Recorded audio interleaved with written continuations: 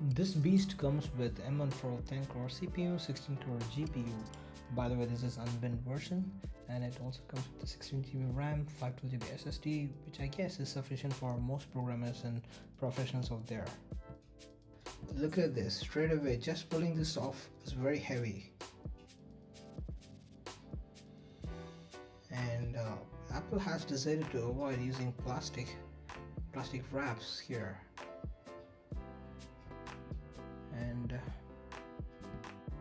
here we go. This feels very heavy, by the way, and it's a solid machine. And Apple decided to make it thicker, providing all the ports needed for the professionals, and it comes with HDMI, SD card slot, MagSafe, and 3 Thunderbolt ports. And the usual paperwork, and never use stickers. Apple used to ship extension cables and cleaning cloth back in the days, and now we need to purchase it for $19, which is insane, by the way.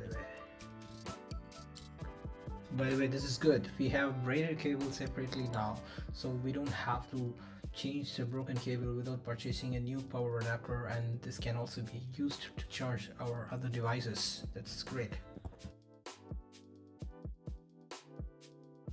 By the way, this is an USB-C to MagSafe adapter cable.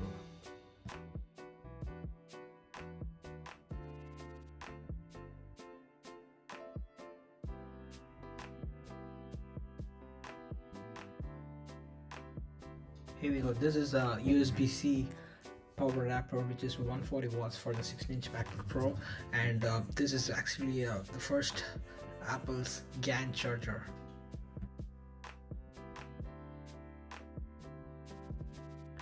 As usual, the Apple Magic starts here. Just pulling it off, it starts automatically, which is pretty cool.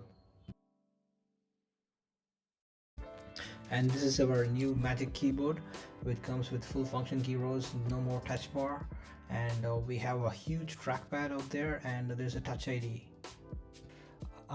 I know there are a lot of benchmarks out there, and that talks about video editing, 3D and gaming stuff mostly, so I thought we could help shed some light for a programmer's perspective instead. So I'm going to post series of videos on this M1 Pro, how it's going to perform using Docker, Android Studio, nativescript, Xcode, TensorFlow, and much more for all the programming people out there. So please subscribe to my channel and stay tuned for all the new videos coming up. Thank you for watching.